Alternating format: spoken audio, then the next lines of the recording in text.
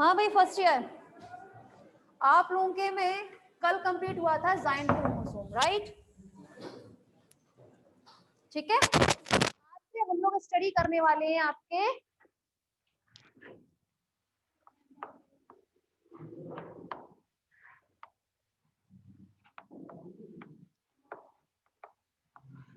Types of RNA. आप लोग जानते हैं आरएनए क्या होता है, ठीक है ना? Ribosome, nucleic acid. आप लोग जानते हैं न्यूक्लिक एसिड कितने होते हैं? दो, डीएनए और आरएनए।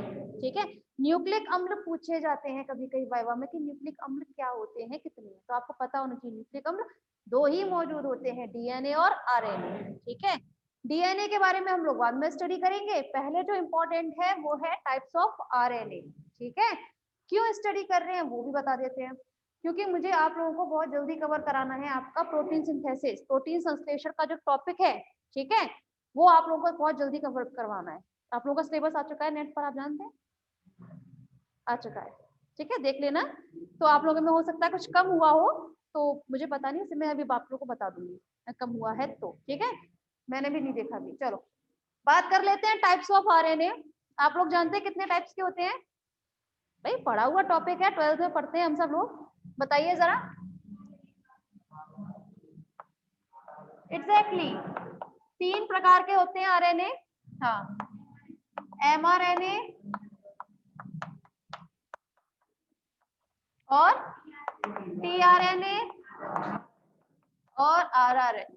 ठीक है, चलिए पहले बात कर लेते हैं। ठीक है, एमआरएनए मतलब मैसेंजर आरएनए, टीआरएनए मतलब ट्रांसफर आरएनए, आरआरएनए मतलब राइबोसोमल आरएनए। ठीक है, कोई कंफ्यूजन वाली बात नहीं है इसमें। अच्छा, अगर हम बात करते हैं आपके आरएनए के बारे में, तो सबसे टफ आरएनए जो माना जाता है, जो इंपॉर्टेंट जो होता है आपके में, वो होता है टीआरएनए। ठीक है, हालांकि बताया आपको तीनों जाएगा, लेकिन पहले हम लोग बात करेंगे आपके टीआरएनए के बारे में, क्योंकि टीआरएनए का स्ट्रक्चर आप लोगों के में आता है। ठीक है, कि आप लोग टीआरएनए की संरचना बनाइए, ये आपके में आएगा। ठीक है, तो चलिए बात कर लेते हैं हम लोग पहले टीआरएनए के बारे में बात करेंगे।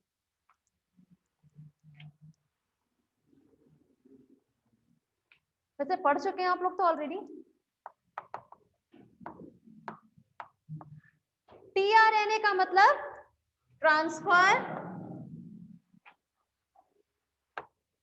Transfer RNA. ठीक है, मतलब स्थानांतरण आरएनए। ठीक है, इसे हम एक नाम से और जानते हैं, that is a soluble RNA. ठीक है, सॉल्युबल आरएनए से मतलब होता है जो घुलनशील हो। ठीक है, घुलनशील आरएनए सिर्फ और सिर्फ एक टीआरएनए ही होता है। आप लोग जानते हैं तीन प्रकार के आरएनए के बारे में। ठीक है, उन तीन प्रकार के आरएनए में से सिर्फ और सिर्फ टीआरएनए ही एक ऐसा आरएनए है जो घुलनशील होता है। ठीक है, इसीलिए इसे हम क्या बोलते हैं? घुलनशील आरएनए। घुलनशील आरएनए के बारे में बात की जाए क्लास, तो इसे हम घुलनशील आरएनए क्यों कहते हैं तो समझ में आया, मगर घुलनशील होता किसमें? तो ये जनरली होता है आपके 1M NaCl में। ठीक है, 1N NaCl में आप इसको घोल सकते हैं इजीली टीआरएनए को, जबकि आपके आरआरएनए और एमआरएनए ये दोनों ही अघुलनशील होते हैं। ठीक है, अकेला घुलनशील आरएनए होने की वजह से इसे हम घुलनशील आरएनए के नाम से भी जानते हैं। कोई परेशानी नहीं। जब हम लोग क्लास बात करें आपके टीआरएनए के बारे में, तो टीआरएनए जो होता है वो आपका सबसे छोटा आरएनए होता है। ठीक है, टीआरएनए कैसा होता है? सबसे छोटा आरएनए होता है। इसका अगर हम लोग मॉलिक्यूलर वेट मतलब आणविक भार, ठीक है, इसके आणविक भार की अगर बात की जाए तो इसका आणविक भार होता है अप्रोक्स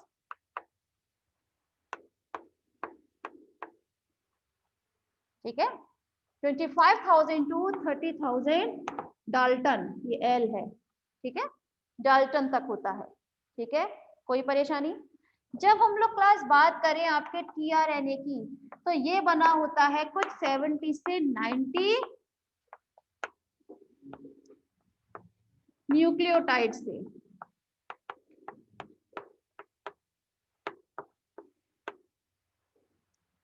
ठीक है, किससे बना होता है आपका 70 से 90 न्यूक्लियोटाइड से मिलकर बना होता है।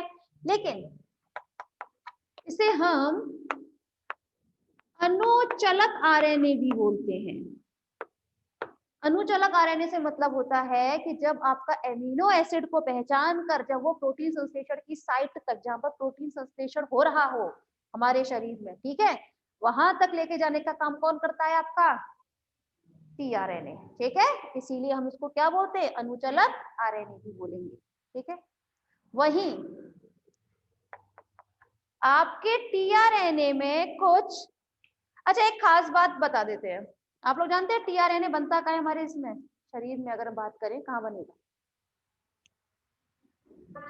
और छोटा कर देते हैं सवाल, कोशिका में टीआरएनए कहाँ बनता है?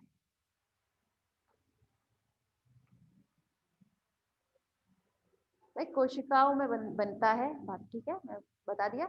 कोशिका में कहाँ बनेगा टीआरएनए? केंद्रिका में। लेकिन हाँ बिल्कुल सही, बहुत उसमें पहुंच चुके थे तुम, केंद्रक में बनता है। ठीक है, ठीक है। लेकिन जब हम लोग बात करते हैं क्लास आपके टीआरएनए के बारे में, तो जनरली इसमें जो पूछा जाता है ये कम आता है। ठीक है, आप लोगों में जो अब पूछा जाता है वो होती है संरचना, इसकी संरचना के बारे में बताइए। ठीक है, तो चलिए बात कर लेते हैं। होप सो समझ में आया होगा, उसमें तो इतना कुछ टफ था नहीं। ठीक है, चलिए। अच्छा इसमें एक खास बात बता देते हैं बताने वाली, आपके टीआरएनए में कुछ असामान्य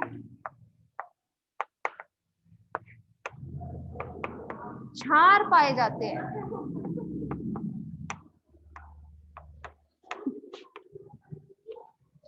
असामान्य क्षार पाए जाते हैं। असामान्य क्षार से मतलब होता है क्लास, नॉर्मली आप लोग क्षार तो जानते ही हैं, नाइट्रोजनस बेसिस, ठीक है, नाइट्रोजनस क्षार। लेकिन इसमें असामान्य क्षार होते हैं, कौन कौन से होते हैं बात कर लेते हैं। इसमें टोटल 3 होते हैं असामान्य क्षार। फर्स्ट इज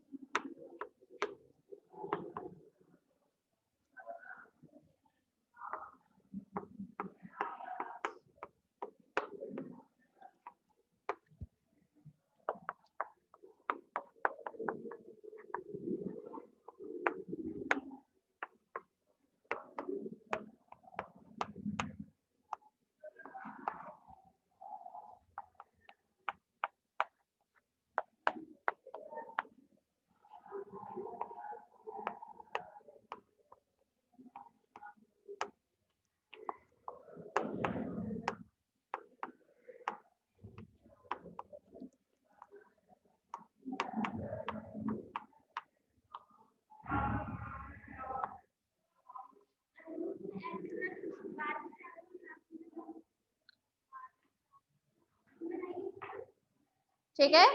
तो जब हम लोग क्लास बात करें आपके टीआरएनए के बारे में, तो टीआरएनए में 3 असामान्य क्षार पाए जाते हैं। कौन कौन से होते हैं? स्यूडोयूरेसिल, आइनोसिन एंड डाइहाइड्रोयूरिडीन।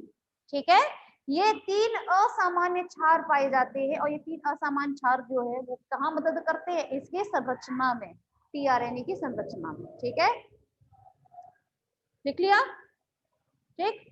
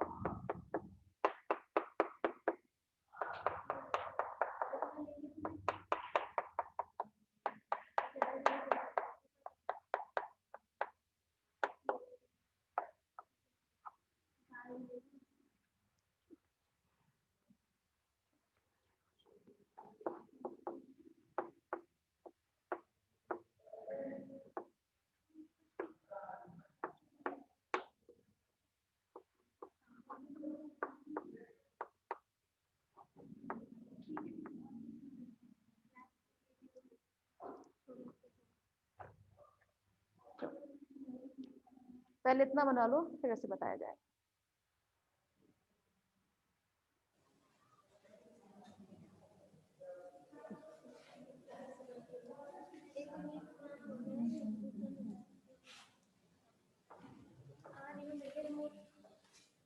बना लिया सभी ने?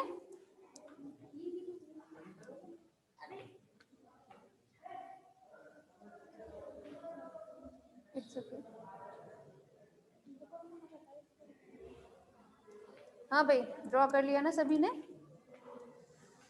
कहाँ अटक जाता है यार।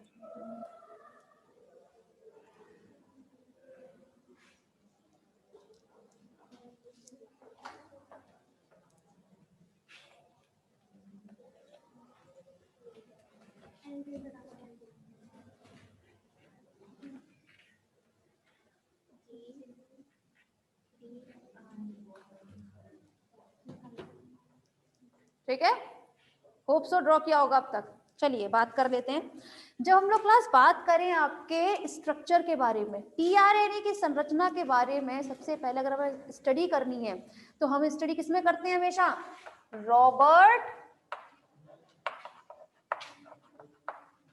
रॉबर्ट हॉली के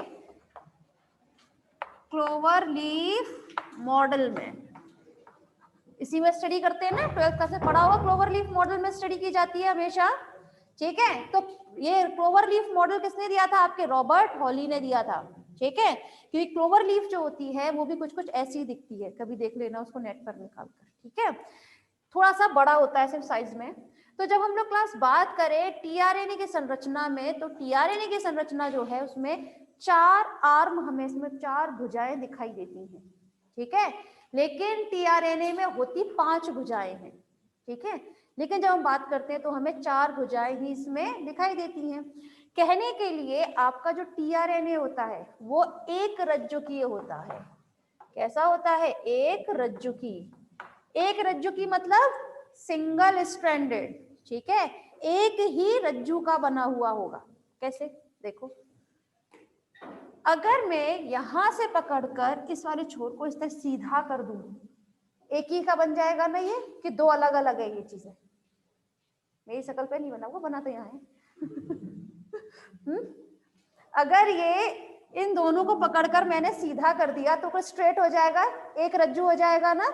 इसीलिए कहा जाता है टीआरएनए जो है वो एक रज्जू की होता है, लेकिन इसमें इतने फोल्ड हो जाते हैं, फोल्ड समझते हैं ना, अंतर्वलन इतने इसमें हो जाते हैं कि इसमें से हमें ये आर्म, भुजाएं दिखाई देने लगती हैं। ठीक है, लेकिन टीआरएनए होता कैसा है? एक रज्जु की होता है। ठीक है, लेकिन एक रज्जु की होने की वजह से इसको हमने यहाँ पर क्या बनाया है? 5 प्राइम और 3 प्राइम में ये डिवाइड रहता है। भाई अगर हम एमआरएनए की भी बात करते हैं तो एमआरएनए में भी क्या होता है? सिंगल स्ट्रैंड होता है। ठीक है, जिस पर कोडोन लगे रहते हैं। ठीक है, जिस पर 2 सिरे होंगे, 5 प्राइम और 3 प्राइम एंड, यही बोलते हैं हम। और ये प्राइम हम क्यों बोलते हैं? क्योंकि नंबर ऑफ कार्बन्स की वजह से बोलते हैं। ठीक है, लेकिन जब हम लोग क्लास बात करें आपके 5 प्राइम और 3 प्राइम में, तो 3 प्राइम पर हमेशा OH ग्रुप लगा रहता है। ठीक है, और इस 3 प्राइम पर ही हमेशा CCA रहता है। CCA, cytosine, cytosine and adenosine. ठीक है, तो ये CCA ग्रुप भी किस पे लगा रहेगा? 3 प्राइम पर। और 5 प्राइम पर हमेशा जो लास्ट में रहता है दैट इज अ ग्वानिन। ठीक है, 5 प्राइम पर क्या लगा रहता है? ग्वानिन, और 3 प्राइम पर CCA। ठीक है, कोई परेशानी नहीं होगी। चलिए बात करते हैं। जब हम इसमें बात करते हैं, इसमें हमें 4 आर्म्स दिखाई दे रही हैं। तो ये भुजाएं जो बनती हैं, ये भुजाएं देख रहे हैं, ये भुजाएं जो बनती हैं, ये भुजाएं बनेंगी सिर्फ और सिर्फ इसमें बनने वाले इन बॉन्ड की वजह से। ये हाइड्रोजन बॉन्ड बनते हैं। ठीक है, जब न्यूक्लियोटाइड के बीच में हाइड्रोजन बॉन्ड बन जाए तब तो वो किसका रूप ले लेते हैं? भुजा का रूप ले लेंगे। ठीक है, और जहां जहां पर हाइड्रोजन बॉन्ड मौजूद नहीं है वहां पर वो लूप बना लेते हैं। ये लूप है ना? तो ये लूप जो बन रहा है, ये किसकी वजह से बन पा रहे हैं ये लूप? क्योंकि यहाँ पर कोई भी बॉन्ड नहीं है न्यूक्लियोटाइड के बीच में। ठीक है, यहाँ पर बॉन्ड था, इसीलिए यहाँ पर ये भुजा बन गई हमारी। ठीक है, और यहाँ पर एक भी बॉन्ड नहीं था, तो यहाँ पर क्या बना लिए, पिंड नुमा संरचना, लूप बन जाते हैं। ठीक, कोई परेशानी नहीं। चलिए अब हम बात करते हैं इसका पहली आर्म। ठीक है, इसे हम लोग बोलते हैं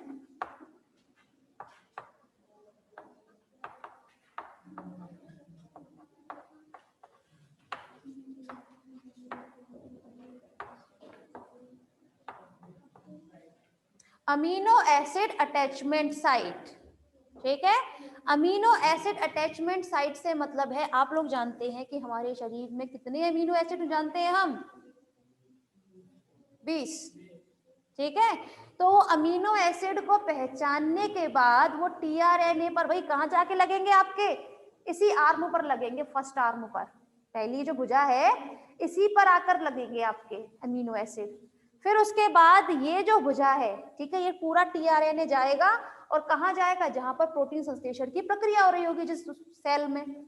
ठीक है, वहां पर सिर्फ ये भुजा नहीं जाएगी, ये पूरा टीआरएनए जाएगा और इस पूरे टीआरएनए की जगह कोई दूसरा टीआरएनए आएगा। ठीक है, इसका मतलब है जितने एमिनो एसिड होंगे उतने ही टीआरएनए मौजूद होंगे, है ना, उतने या उससे ज्यादा। ठीक है, जैसे हमारे शरीर में कितने अमीनो एसिड हम जानते हैं, 20, तो टीआरएनए की संख्या कितनी हुई, 20 से ज्यादा। ठीक है, हर एक अमीनो एसिड को लेके जाने के लिए एक पूरा टीआरएनए की हमें जरूरत होती है। कोई परेशानी नहीं, क्योंकि लेके तो भाई यहाँ पर अटैच होगा अगर अमीनो एसिड, तो प्रोटीन संश्लेषण जिस कोशिका में हो रहा होगा वहां तक पूरा टीआरएनए जाएगा ना, लेकर के सिर्फ इसको भेज देगा, पॉसिबल नहीं है, पूरा टीआरएनए जाएगा हमारा। ठीक है, चलिए अब हम बात करते हैं अपनी सेकेंड आर्म के बारे में, पूरा फंक्शन बताया जाएगा, क्लास ध्यान देना। ये जो आपकी सेकेंड आर्म है इसे हम लोग बोलते हैं आपका जो लूप है। ठीक है, आप लूप बोले चाहे आर्म बोले, बात तो एक ही है। ठीक है, बात तो पूरे इसी की होगी, सिर्फ हाइड्रोजन बॉन्ड ही तो नहीं है, इसलिए तो यहाँ पे लूप बन गया है, ये आपकी भुजा में रह गई है, बात तो एक ही है तो एक ही। इसे हम लोग बोलते हैं टी साई सी। ठीक है, टी साई सी या फिर राइबोसोम रिकॉग्नाइजेशन साइट। ठीक है, क्यों बोलते हैं राइबोसोम रिकॉग्नाइजेशन साइट, बताया जाएगा, ध्यान देना। पहले मैं अपनी बात वैसे बता देती हूँ। टी साई सी का मतलब क्या होता है वो समझना। टी मतलब क्या होता है आपका, थायमीन। ठीक है, लेकिन आरएनए में कभी थायमीन मौजूद नहीं होता, यूरेसिल होता है ना, इसीलिए इसके साथ एक असामान्य क्षार उपस्थित होता है जिसे हम बोलते हैं स्यूडो यूरेसिल, जो भी लिखवाया था। ठीक है, तो थायमीन, स्यूडो यूरेसिल और साइटोसिन। ठीक है, तो हम इस भुजा को क्या कहेंगे, थायमीन, स्यूडो यूरेसिल, साइटोसिन भुजा, या फिर टी साई सी भुजा। ठीक, समझ में आया। वहीं इसे हम राइबोसोम रिकॉग्नाइजिंग साइट क्यों कहते हैं, साइट मतलब होता है क्लास स्थल, स्थल, स्थल मतलब वो जगह जहां पर आकर आपका राइबोसोम आकर लगेगा, है ना। जब प्रोटीन संश्लेषण की प्रक्रिया होगी उस दौरान आपका जो एक कौन होगा, राइबोसोम। ठीक है, मैंने आपको राइबोसोम पढ़ाया था, तब एक बात बताई थी स्पेशल कि जब आपके ये है, सपोज कीजिए कोशिका, ठीक है, कोशिका में कोशिका द्रव्य, कोशिका द्रव्य में आपके राइबोसोम बिखरी हुई अवस्था में मौजूद रहते हैं। बिखरी हुई अवस्था से मतलब उसमें दो उप इकाइयां होती हैं, वो दोनों उप इकाइयां हमेशा बटी हुई रहती हैं, है ना।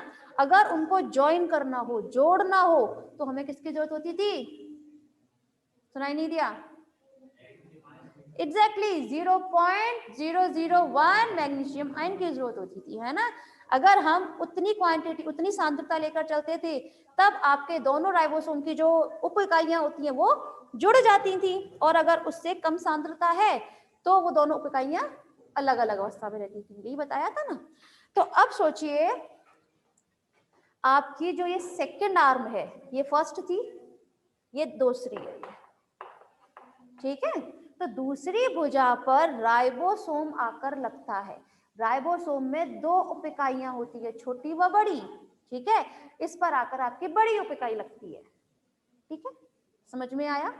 राइबोसोम आकर इस पर लग जाता है, इस पर जुड़ जाता है, इसीलिए हम इसको बोलते हैं राइबोसोम रिकॉग्नाइजिंग साइट, ठीक है। कोई परेशानी अब नहीं। अब हम बात करेंगे अपने थर्ड आर्म के बारे में, ठीक है। ये थर्ड आर्म जो है ये होती है आपकी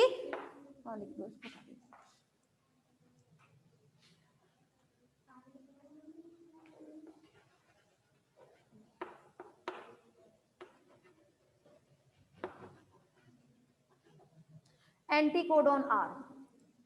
क्या होगा इसका, ये एंटीकोडोन आर्म, ठीक है। एंटीकोडोन आर्म का मतलब देखिए, आप लोग जानते हैं कोडोन किस पर मौजूद होते हैं,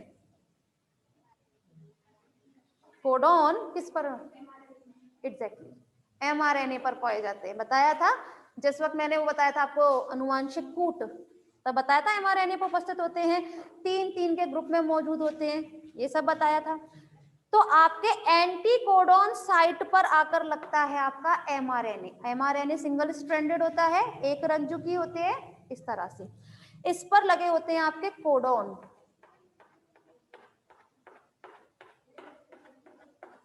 ठीक है। अब जैसे इसको थोड़ा सा नीचे बनाती हूँ समझाने के लिए, नहीं तो आपको समझ नहीं आएगा।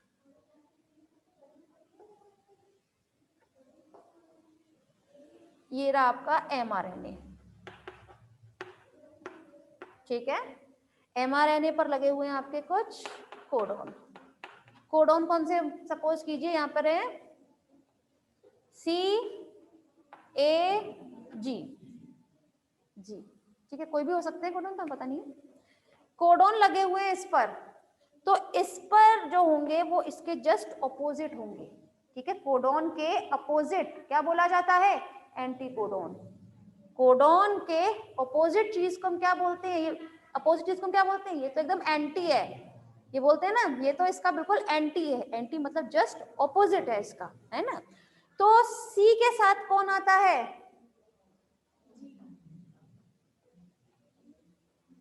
ठीक। ए के साथ कौन आता है, टी, हाँ ठीक है, टी आता है, टी आता है। लेकिन क्या आरएनए में टी मौजूद होता है, यू आएगा, है ना। यूरेसिल मौजूद होता है उसमें, थाइमिन तो मौजूद ही नहीं होता है। तो यूरेसिल और फिर जी के साथ, ठीक है, बन गए इसके एंटीकोडोन, ठीक है। अब सपोज कीजिए ये GUC, ठीक, ये एंटीकोडोन बने हैं, किसने पहचान दिया, हमने बताया था जब अनुवांशिक कूट पढ़ाए थे जब, कि 61 अनुवांशिक कूट में से हर एक कूट किसी ना किसी अमीनो एसिड को रिप्रेजेंट करता है, शो करता है, यही बोला था। सपोज कीजिए GUC माने कोई एक विशेष प्रकार का आपका अमीनो एसिड बनता है, ठीक है, ल्यूसिन बन गया आपके उसके लिए, ठीक है, क्या बन गया, ल्यूसिन, ठीक है। इसने यहाँ पर पहचान लिया ल्यूसिन, एंटीकोडोन पर एंटीकोडोन है फिलहाल, ठीक है। एंटीकोडोन साइट समझ में आया, एंटीकोडोन उपस्थित है, ठीक। चलो अब हम बात करेंगे अपने इस चौथी आर्म के बारे में। ये थी आपकी थर्ड और ये है आपकी फोर्थ, ठीक है। फोर्थ आर्म को यानी कि चौथी भुजा को बात करने से पहले हम एक बात और क्लियर कर देते हैं, यहाँ पर एक और छोटी सी आर्म उपस्थित होती है, छोटी सी भुजा और पाई जाती है, ठीक है, जिसे हम लोग बोलते हैं वेरिएबल आर्म, ठीक है। वेरिएबल आर्म बोला जाता है क्योंकि वेरिएबल आर्म का कोई एक तो ये खासियत होती है कि इसकी कोई खास वो नहीं होगी, कोई भी विशेष काम नहीं है इसमें, पूरी संरचना में वेरिएबल काम का इससे कोई मतलब नहीं है। जैसे इस पर एंटीकोडोन उपस्थित होते थे, ठीक है, इसका काम है। राइबोसोम इस पर आके अटैच होते हैं, इसका काम है। इस पर आपके अमीनो एसिड आके अटैच हो जाएंगे, इसका काम है, और इसके बारे में बताया जाएगा तो इसका भी काम होगा। इनकी तरीके से इसका कोई भी विशेष कार्य नहीं होता है, ठीक है। तो ये एक तरीके से यूजलेस भुजा होती है, ठीक है। दूसरी बात, वेरिएबल आर्म का मतलब हो जाता है कि ये कभी यहाँ पर उपस्थित है तो थोड़े टाइम के बाद यहाँ पर भी आ सकती है, ये पूरे वेरिएबल है, इसकी जगह फिक्स नहीं है, ठीक है। इसका एक विशेष कार्य न होने की वजह से इसे हम कभी भी भुजाओं में नहीं गिनते। ठीक है, मैंने अभी क्या बोला था, टीआरएनए में 4 भुजाएं पाई जाती हैं, लेकिन ये तो 5वीं हो गई वेरिएबल आर्म। तो अब ये है तो है ही, भले ही खराब है तो क्या हुआ, है तो है। ठीक है, तो इसीलिए बताना जरूरी था। चलिए अब हम बात कर लेते हैं अपने इस 4th आर्म के बारे में क्लास। तो ये चौथी आर्म जो होती है, ठीक है, इसे तो पहले तो हम बोलेंगे डी लूप।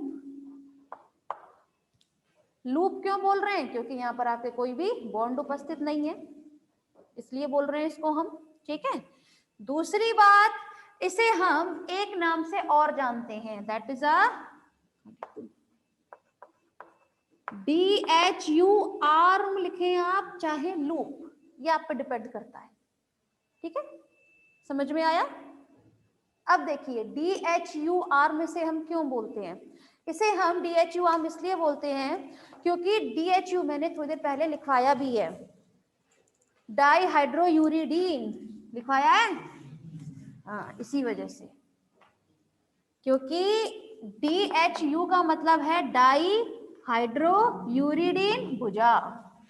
ठीक है, असामान्य क्षार, अभी 3 में से 2 ही बताए हैं मैंने, एक तो स्यूडोयूरेसिल बता दिया है और एक डाईहाइड्रोयूरिडीन, एक आइनोसिन रह गया है, आइनोसिन का नाम बताया जाएगा। ठीक है, तो DHU आर्म समझ में आया क्यों बोला इसे हमने। ये एक ऐसी भुजा है जिस पर डाईहाइड्रोयूरिडीन नामक असामान्य क्षार उपस्थित होता है। ठीक है, इसीलिए इसे हम DHU आर्म के नाम से जानते हैं। ठीक, हम इसे एक नाम से और जानते हैं, that is a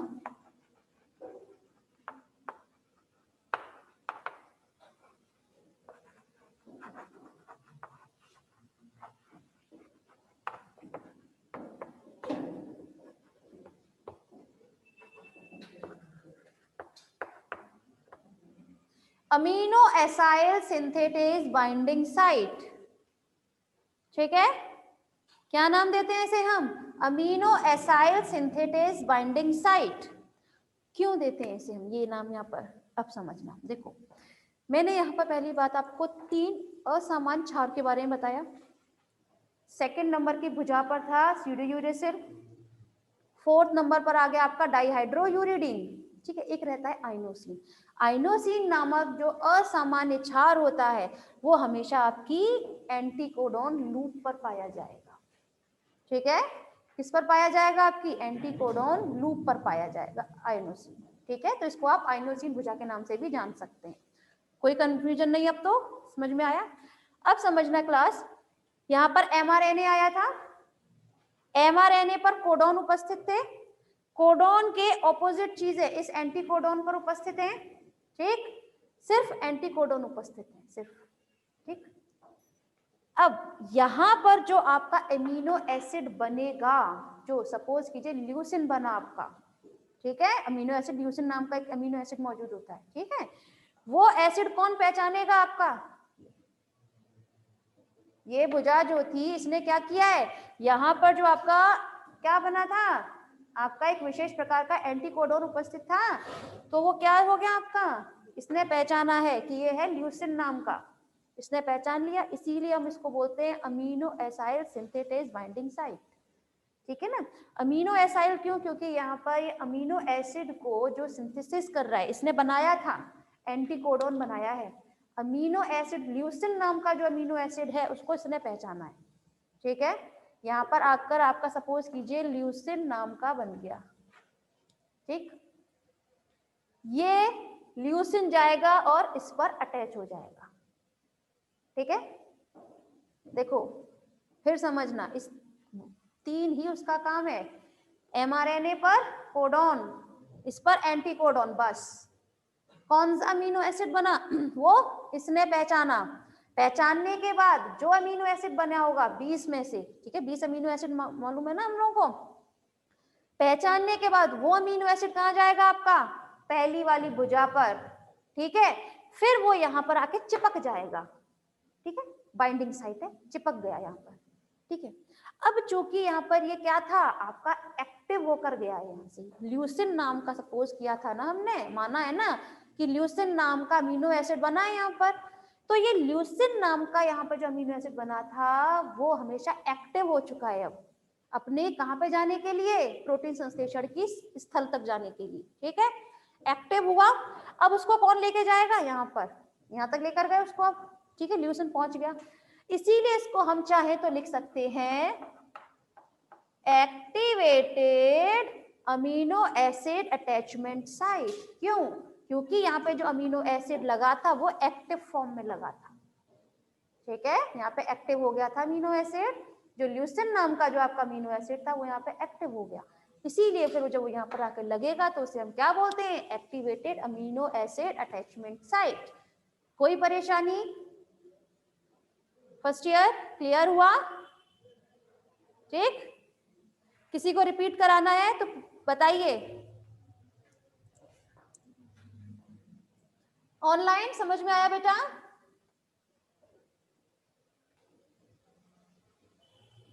yes yes good. देखो किसी को मतलब रिपीट नहीं कराना ना, चलो ठीक है, गर्ल्स समझ में आया ना, चलिए ठीक है।